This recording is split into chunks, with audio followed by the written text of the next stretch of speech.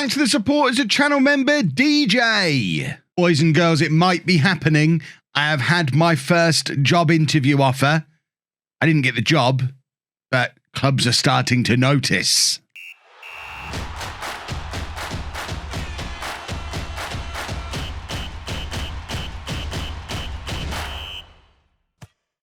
Hello and welcome to Club 2, part 28 of Non-League to Legend. I'm Kevin. Coming up on today's episode, we have some tough Premier League games against two teams, Manchester United and Tottenham, one of which I've had a job interview with. I mean, Man United at the top of the table, so you know it probably wasn't them. Since you were last with me, this is what's been going on. As you can see, very much the form of a team that are in a relegation battle. Thankfully, there are a couple of teams in this league that are probably worse than we are.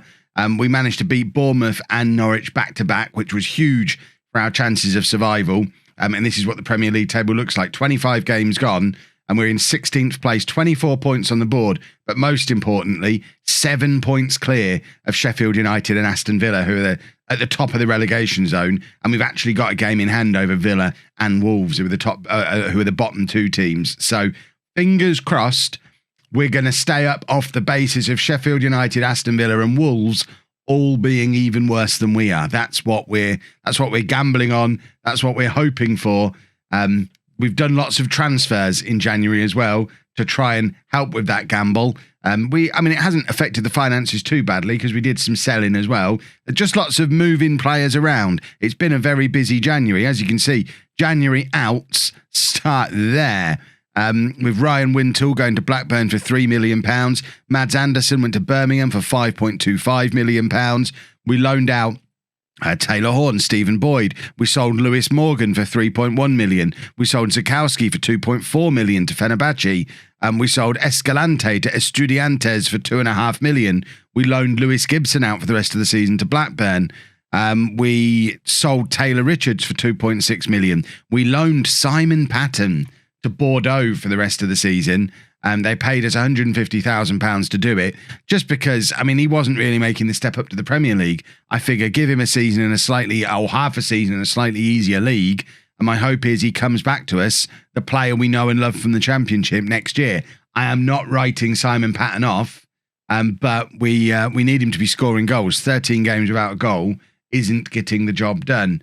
And we brought in a lot of players as well. The ins start there. Look at all these transfers in. Now, a lot of these are my youth development man bringing players into the younger teams, under 23s and the under 18s. So I'm not going to show you Taggart, Dryden, Winstanley, Barr, Watson, Budanorcas, because none of them were anything to do with me. My first signing of the summer of the winter was Adam Armstrong, on loan from Celtic until the end of the season. He can play up front or out on the left wing as an inside forward. 3.5-star current ability. He's as good as Ricky J. Jones, better than Patton, supposedly. He did come in and score a hat-trick on his debut in the FA Cup. Not actually scored since, though, but we have since started playing him out on the left wing rather than up front where he was in his debut.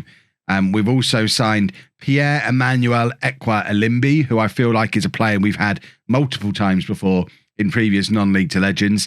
He's a left-back, centre-back, defensive midfielder, 3-star current ability, 4-star potential ability, an upgrade on the likes of Gibson and Estudiantes. Not Estudiantes, that's the team we went to, Escalante, and the kind of players Anderson, Wintle. He covers all of those, and he's better than all of them. So an upgrade on multiple positions, bringing one man in there. And we've done our record transfer, Miguel Baiza, who's a 25-year-old Spanish attacking midfielder, centre mid, left winger. We brought him in to play as our attacking midfielder because we kind of settled on the 4-2-3-1 for the time being. 3.5-star current ability, 4-star potential. The only problem is he came straight in and broke his back. £15 million, and he broke his back. Slight exaggeration, lower back stress fracture, but I think by any definition, that's still breaking your back. So he's played once, and he's not now going to play again for another 6 weeks or so, which is not ideal because I think he's going to be a difference maker for us. Let's hope he recovers. And then the last big signing that we made was, although he's only cost us £1 million, Vitislav Jaros, 24-year-old former Czech under-21 international goalkeeper, former Liverpool 18th choice goalkeeper, presumably. I don't know how far down the Liverpool pecking order he was or is in real life. but he left Liverpool on a free transfer 3 years ago and went to the Czech Republic, second division, and then got promoted and has just been a good goalkeeper in that league for a little while now. Far too good to carry on hanging out in a team that's presumably relegation threatened over there. 24 years old, 3.5-star current ability, so better than Jaskalainen. It allowed us to loan Malden out for the rest of the season. And he's come in as our new starting goalkeeper. So much change to player personnel. And as mentioned, we also had a job interview at Tottenham. They sacked Jose Mourinho, who was inexplicably still in the job after all this time. Has he ever had a job for 6 years in his career? But they sacked him. We did get the interview. Unfortunately, didn't get the job. They gave it to Ajax manager Erik ten Hag, who that prompted me to make some changes to the leagues because I want to go and manage Ajax. I mean, I'm not going to be able to now because obviously Ajax will already have appointed a new manager. But when I saw it, I thought I would have liked to have been able to go and get that Ajax job, and I can't. So we're adding Holland, we're adding Portugal and Belgium to the playable nations, and we're removing Wales, Ireland, Northern Ireland. I probably don't think we really need to be able to play in those nations now. So yeah, we're sort. And I didn't realise I still had most of the other European nations as view only from when we were down in the non-league. So they're all switching to playable as well. So from this summer, we'll have the option to leave and go to any of these European countries. So Belgium, France, Germany, Holland, Italy, Portugal, Scotland. In fact, Scotland's already playable. Spain. So there's going to be much more job options this summer if more job interviews come our way. We haven't been offered any others yet. And it's not that I particularly want to leave. I'm certainly not looking for a job. But if we do end up getting relegated, I might need to start looking. Who knows? So all that being said, this is the team we're sending to Manchester United to get a beating, because that's almost certainly what's going to happen. And we're going with Jaros in goal. Back four of Odor, Ekwarimbi, Devine and Lopez, Wassel and Berra in midfield, Armstrong, Cassani and De Frutos supporting Jones up front. If you're wondering where certain players are, you can see we are struggling a little bit for fitness at the moment because we've got 3 players on the bench who can't really play. Callum Doyle is recovering from his injury and can only play a half. Robertson Mighton still injured. And we've also got Ross Sykes with an injury. We've got Williams with an injury. Baiser, of course, has got an injury as well. And we've kind of done that thing where I maybe loan out one too many players if we're going to accumulate injuries with Patton, Byers, Gibson and Malden all out on loans. Although, to be fair, Byers isn't getting anywhere near this team. Gibson and Patton have been regulars on the bench this season, so probably would have been there ahead of any of those 3 if they'd have still been at the club. But it's more valuable to both of them to go, especially Patton, to go out, get some game time, score some goals, and hopefully come back a new man next season. Ricky J. Jones captains the club for the first time today. He's not our club captain. Sykes is still club captain. Jack Taylor is our vice captain. Neither of them starting today. So Ricky J. Jones, the captain of Peterborough. Beautiful stuff. Nobody expects us to get a result, go out there and enjoy playing without any pressure. I can't pump the fists and say that, so I'm not going to do anything. I'm going to be there entirely motionless and say, look, we are probably going to lose, but you never know. We might do all right. I'd like to pump the fist while saying that, but apparently that's not how normal human beings communicate. United are top of the league. They are a dominant Manchester United side, and we've got to expect a thorough beating today. But you never know. Stranger things have happened. I've got a dangling hair. That been there the whole time. How do you get one dangling hair when you put as much product in your hair as I do? That's ridiculous. And De Frutos with a lovely little tackle there. Excellent stuff. And it's still 0-0 as we hit the 5-minute mark. This is positive. United 6 points clear at the top of the league. They are dominating England at the moment. Because it's Football Manager. That's what usually happens with Manchester United in Football Manager. One other thing of note, Lopez, I noticed, and I don't think this was the case when we signed him, Lopez has officially gained Wonder Kid status now. So we have our first Wonder Kid of this year's non-league to legend, and it's our right back, Lopez. And hopefully we can build a team around him and or sell him for £1 gazillion and use him to build a different team. I'm comfortable with either of those options, but it's just nice having a Wonder Kid around about the place. I didn't think we'd be... I thought Wonder Kids would be much harder to come by this year, because of the difficulty in importing young teenage South Americans, which is usually the route to most of my Wonder Kids. And we've conceded our first goal of the game. It's Mason Greenwood with his 20th goal of the season for Manchester United. It's 1-0 to them. And like I say, let's not read too much into this one. We are going to get a beating. I know some of you are going to be saying, Kev, you should be playing with a holding midfielder. Kev, you should be dropping the defensive line. Kev, you should be playing a cautious mentality. All that kind of stuff. I hear what you're saying. I am never in a million years going to agree with you. But I understand that's what a lot of people would do in this situation. What I'm going to do is accept the fact we're going to concede goals regardless, and it doesn't matter if we defend. We could put 8 defenders on the pitch and play the most negative anti-football tactics you've ever seen, and we're still going to concede goals against Manchester United because they're Manchester United. At least by playing our way, the way we know we're quite good at on our day, we're giving ourselves the best chance to go up the other end and maybe score a goal or two for ourselves. And I know I'm tempting fate a little bit for this match by saying this, but we've played the same kind of system, whether it's been as a 4-3-3 or a 4-2-3-1 all season long. And there's only been one occasion all year where we've had a proper pasting. I know we've lost a lot of football matches, but we're losing them by the odd goal here and there. They're narrow defeats because we're good at what we do. But obviously we are going to concede. We are going to lose by multiple goals today because it's Manchester United. And I'm talking about not losing by multiple goals. And as we all know, the game is always listening and it does like to upset you. So we've given away a penalty as I'm talking about it. And hopefully Yaros is about to make himself an absolute hero in goal for us. It's Rashford versus Yaros. It's 2-0 to Manchester United.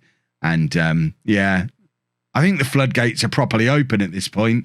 And we might just want to just look away. My instinct is not batten down the hatches. It's to look away and pretend it's not happening. And just hope things turn out all right in the end. It'll be all right tomorrow. And weirdly, the only other team that have battered us is Burnley, who are level on points with us in the league, which is a strange one, really. I'm not happy with the performance. Why would my assistant manager say that? You know, as well as I do, the first half wasn't good enough. Show them what you're all about in the second half. Exactly. We're losing 2-0. We can't ever, I don't care who we are and who we're playing. I am never going to do a halftime team talk at 2-0 down that says, yeah, I'm really happy with that. We're only 2-0 down. Good work. If you just concede the 2 goals again in the second half, I'll be delighted. Ridiculous. We're now 3-0 down. When we lose 8-0, well, I'm going to change my tune and be like, I wish we had. If we'd have only lost 4-0, that would have been lovely. We'll get relegated on goal difference now, and it will all be because of this game. Can't cope with the I told you so's. Oh, it's a lovely finish from Rashford as well. Oh, it's hideous. Hideous stuff. Right, we are... I mean, I'm not going to read too much into any of this today when it comes to quality of players, who should be playing in next games, all that kind of stuff. We know we're not good enough to compete with this kind of team. We've got a bunch of championship players. I think the only one who is described as currently good enough to be playing in the Premier League is Jones. Everyone else in this squad is considered a championship player. And yeah, we're going to lose. Some of them, I mean, I guess the positive is a lot of them are reasonably young and will get better. And might eventually become Premier League players. The likes of Lopez, Devine, Ekwa Wassell, who's not our player, but still. Several of these are going to be good enough to play in the Premier League eventually. They're just not now. Lopez is having a terrible time. Let's take him off to protect him. Armstrong can come off for Roberts. And for my final trick, we're going to bring on Jack Taylor. Give him the opportunity to play at Old Trafford. Just a little treat for you, Jack. Go out there and see what it's like to get battered at Old Trafford. Have fun. Got to reward my posh originals every now and again. And of course, him and Jones are the only 2 players left in this squad now, I think, that were here at the beginning of the save. Of course, Jones left and came back, but Jack Taylor is the man who stayed. And he gets rewarded by some game time at Manchester United. You know what? A 3-0 defeat there. It seems weird to say. I am pretty happy that we only lost 3-0 there. It could have been a whole lot worse. And I think if we'd have gone there with a flat back 6 and invited them to spend the entire the entire game in our penalty area, it would have been a lot worse. Now let's go and play Tottenham and show them they should have hired me. Oh, we've just had a perfectly timed international break, which has allowed us to squeeze in a little friendly against Bourne. We won 18-0 in front of 10,000 people, which is nuts. But Ricky J. Jones scoring 6 goals amongst the 18. Nice little opportunity for the new boys to get a little bit of experience playing with the rest of the team. For some of the new signings, that might be the first win they've ever had in a Peterborough shirt. So good for morale, good for team cohesion and getting the players settled into the system. And also good for just keeping fitness levels up, because Tottenham are likely to have had a lot of players who went away and played international football, whereas, of course, we don't. So it means we've kept up some match fitness as well. So highly recommend the international break friendly. It's lovely stuff. And I know some of you hate it, but I love it. So I'm just going to keep doing it because it's brilliant. And this is the team that we're going to put out there for the Tottenham game. Big game against Tottenham for 2 reasons. Obviously, they've shunned me, so I now don't like them. But also, they're a team that, until very recently, were also in this relegation battle. And so we would like to be able to drag them back into it and do ourselves a big old favour in the process. So we're going with Jaros in goal, and a back 4 of Williams, Ekwa-Alimbi, Devine and Lopez, Barrett and Wassell in midfield, Armstrong, Kasani and Mighton supporting Ricky J. Jones up front. So let's get into this game. Let's hope Jones is back in the form that we saw from him earlier in the year after those 6 goals against Bourne. And because he had that one little ridiculous month where he won Premier League Player of the Month. I think he got 7 goals in 4 games that month. He's only scored 10 goals all season. So he's had that one ridiculous month.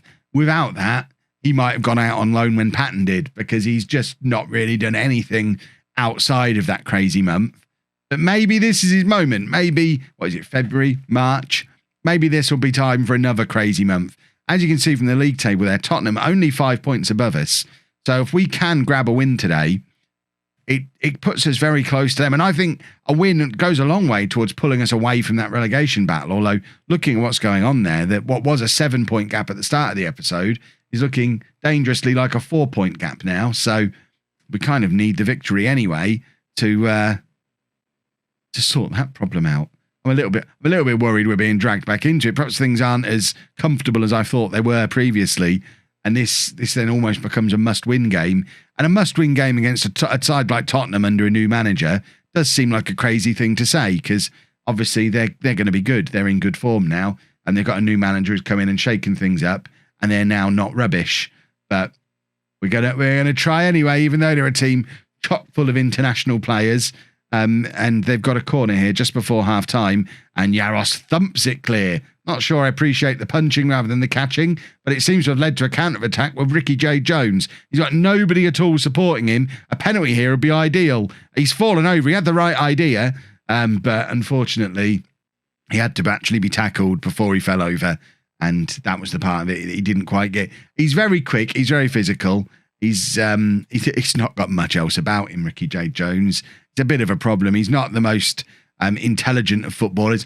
In game, in real life, I'm sure he's a genius. But also he's not particularly creative. He's not going to hold the ball up. He's not going to play somebody else in a situation like that. We've described him before as our one-trick pony. He can get his head down, run, and then if he gets in front of goal, score. But in a situation like that, where he was running the wrong way, it's a problem. But in a situation like that one, where the ball just bobbles up to him inside the 6-yard box, he's going to score. And he does. 1-0 to Peterborough, and that is a huge goal from Ricky J. Jones. Lovely low bullet throw from Williams. Armstrong looks like he was fouled by Eric Dyer there. It doesn't matter, because I'd have been gutted if that gets pulled back for a penalty. But Jones has scored, and that is a very, very important goal, especially because Sheffield United seem to be in the midst of a comeback. And we described it as the 3 teams that were worse than us. They are on 6 points from this episode so far, as things stand, and still only 4 points behind us, even if we win the game. We're now worried. Sheffield United have clearly solved whatever problem they had, and that's not good for us. Right, we're going to bring on Odor to play on this. In fact, no, we will leave. We'll put him as a winger, and Berat can come off for Jack Taylor in midfield this time. And we've just got to keep it going. Hold on, grab the victory. It's it's a big one, and I'm a little bit nervous about it. Myton can come off as the final change, and we're going to bring on Patrick Roberts to play as an inverted winger on that right-hand side. And come on, boys, just hold on from here. Spurs have gone to a diamond, and we've gone down to 10 men. With 7 minutes left, Kasani's got off with a potential knee injury. We're just going to leave the 2 players wide. But this is troublesome now. We are in the danger zone with them throwing men forward. They've taken off Harry Kane, which seems baffling. But it doesn't matter because we've won the game. And that is massive when it comes to our potential Premier League survival. We have a look at what that does to the league table. Poor old Kasani's out for a little while now. But it was worth it. Ricky J. Jones has ended his dry spell, which is awesome. And we're up to 15th in the league. 27 points on the board. Still a long way from safety. Sheffield United dropped points in the end. So the gap is back to 6 points from them. Still 7 from Aston Villa. Wolves looking increasingly like they're gone. And if they get relegated, you can be sure we're going to swoop for Joyce, who... Is he even playing for them? Joyce is playing for them. He's not having the best of times, is he? He's got a red card there. 1 goal all year. Maybe we won't swoop for Joyce. But that, we'll call that a good episode. 15th in the league. Nosebleed territory. If you've enjoyed that, please make sure you leave a nice big thumbs up on there for me. Subscribe to the channel for daily Football Manager videos. And thank you very much for watching.